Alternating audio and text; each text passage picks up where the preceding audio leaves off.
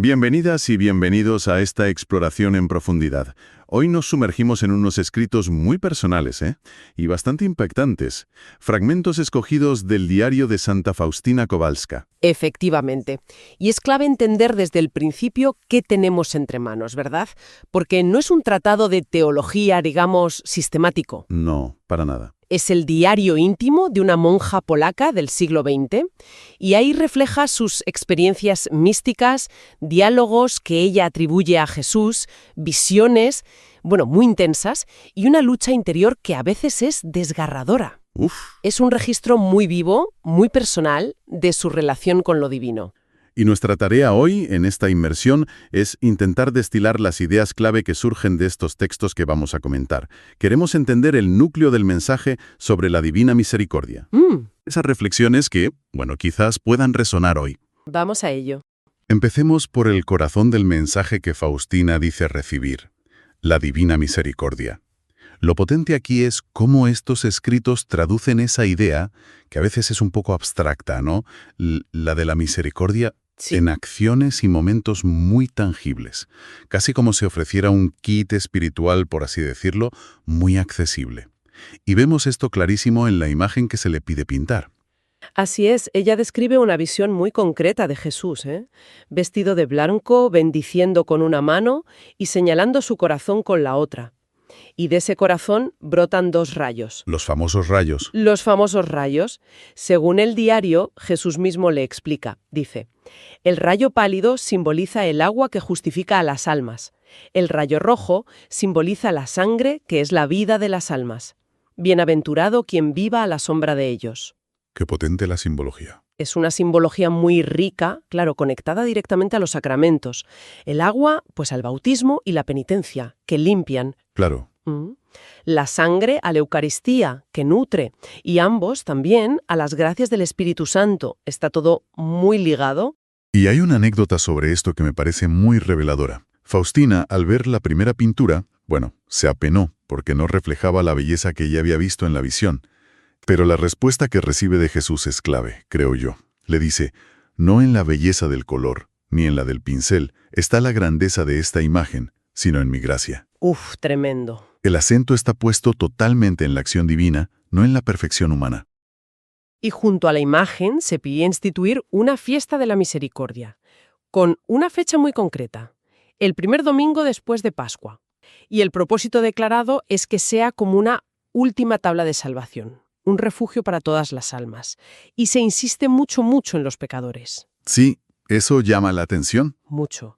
Hay una llamada específica a los sacerdotes para que ese día hablen de la inmensidad de esta misericordia. Da una sensación de urgencia, ¿verdad? Como si fuera una oferta especial en un momento crítico. Sí, totalmente. Y no se queda ahí. También se le enseña una oración particular, la coronilla a la divina misericordia. El diario sitúa su origen en una visión para aplacar la ira divina. Es fuerte la expresión. Es muy fuerte. La fórmula central también lo es, ofreciendo al Padre el cuerpo y la sangre, el alma y la divinidad de Jesús. Y esta oración viene acompañada de promesas muy específicas. Jesús le habría dicho, por el rezo de esta coronilla me acercas la humanidad. ¡Qué responsabilidad! Sí. Y también, a las almas que recen esta coronilla, mi misericordia las envolverá en vida y especialmente a la hora de la muerte. O sea, una protección especial. Exacto. Incluso se detalla su eficacia al rezarla junto a los moribundos, prometiendo, interponerse entre el Padre y el alma como Salvador misericordioso. Vaya. Y el kit que decíamos se completa con la hora de la misericordia. Se le pide que a las 3 de la tarde, recordando la hora de la muerte de Jesús. La hora nona. Eso es. Pues que se sumerja en su misericordia, la adore, la glorifique.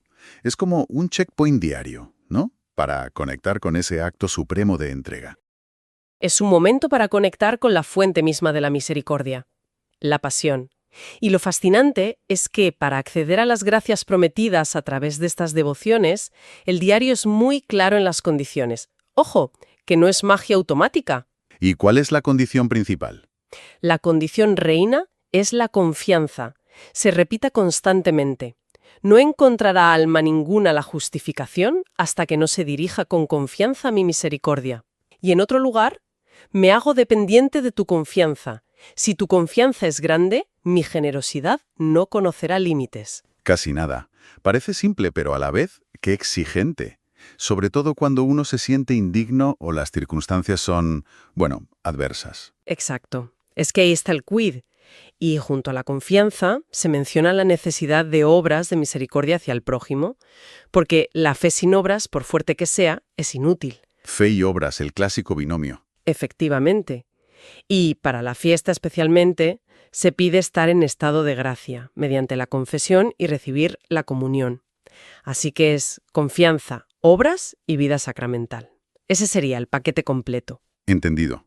Entonces, tenemos este mensaje central de misericordia, que es radical y accesible. Pero, como decíamos al principio, el diario es también el testimonio de una vida interior llena de contrastes brutales.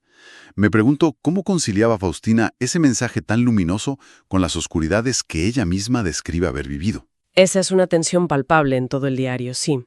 Describe visiones que son realmente impactantes. Por ejemplo, cuenta que siendo joven y estando en un baile, vio a Jesús cubierto de heridas. En un baile. Sí, y le preguntó, ¿hasta cuándo me harás sufrir? ¿Hasta cuándo me engañarás? Esa visión fue, un catalizador para su decisión de entrar en la vida religiosa. Imagínate el impacto. Es una imagen muy fuerte. Y no es la única, ¿verdad? La descripción del purgatorio también es bastante gráfica. Sí, lo describe como un lugar nebuloso, lleno de fuego, donde el sufrimiento principal es la añoranza de Dios. Pero también señala que las almas allí pueden ser ayudadas por nuestras oraciones y que María es su consuelo, la estrella del mar. O sea que hay esperanza y ayuda posible. Eso es. Es interesante que menciona tanto la justicia divina que requiere esa purificación como la misericordia que desearía evitarla. Hay una tensión ahí también. Entiendo que son visiones para mover a la compasión y la conversión, pero, resultan chocantes. Y quizás lo más sobrecogedor es cuando describe sus propias experiencias de oscuridad, lo que se llama la noche oscura. Precisamente. Ella atraviesa lo que en la tradición mística se conoce como la noche oscura del alma. Básicamente es un periodo de intensa sequedad espiritual, de sentir una profunda ausencia de Dios, incluso de sentirse rechazada por Él. ¡Qué angustia! Describe una oscuridad total, tormentos interiores y hasta tentaciones directas de Satanás, que se burla de ella. Habla de una sensación de infierno interior, una agonía del alma. Es tremendo leerlo. Es difícil siquiera imaginar esa sensación de abandono total, y en medio de eso, ¿cómo se sostiene?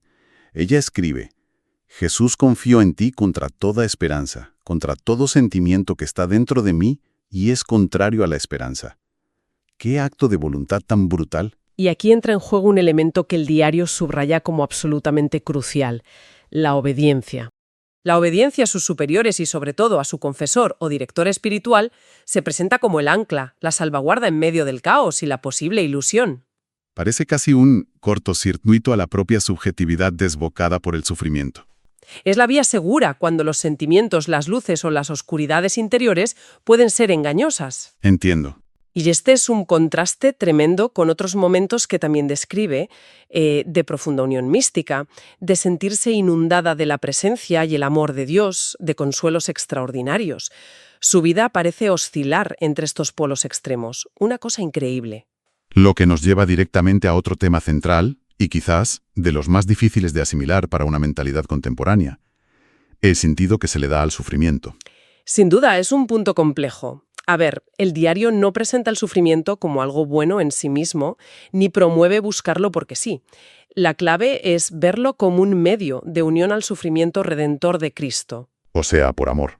Hay frases muy directas. Hay un solo precio con el cual se compran las almas, y este es el sufrimiento unido a mi sufrimiento en la cruz. Se enmarca siempre en esa dinámica de participación en la pasión. Es fundamental entender el contexto de una mística de identificación total con Cristo.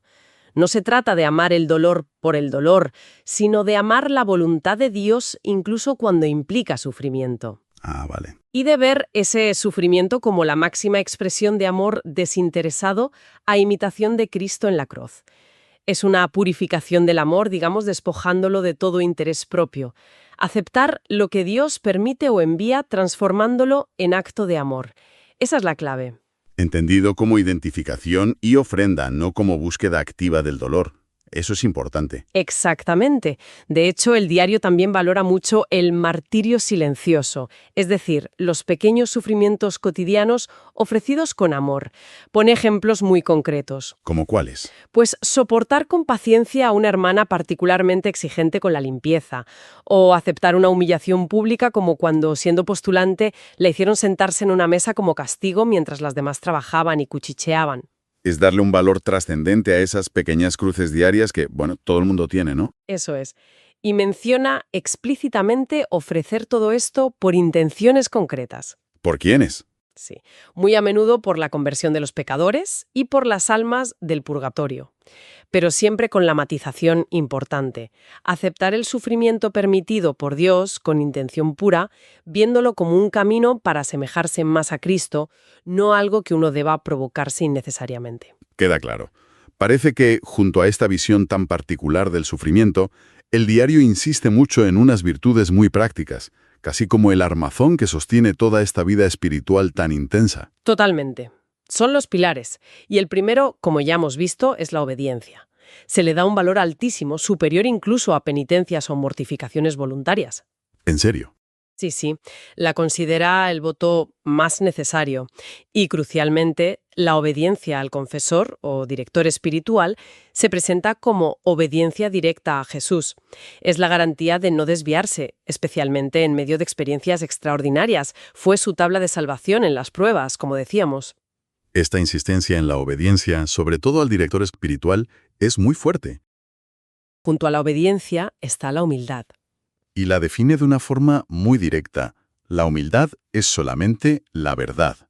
Me gusta esa definición. No es hacerse el tonto, sino reconocer la realidad. Exacto. Ella misma aclara que no es servilismo ni falsa modestia. Es reconocer la propia pequeñez y dependencia de Dios, la propia miseria, pero ojo, siempre frente a la inmensidad de su misericordia. Claro, no es quedarse en la miseria. No, se insiste en la necesidad de la infancia espiritual, de saberse necesitado. Y esta actitud humilde es la que, según el diario, atrae las gracias divinas. Se conecta directamente con la confianza en la misericordia, ¿no? Si reconozco mi miseria, humildad, más necesito y confío en su misericordia. Tiene lógica.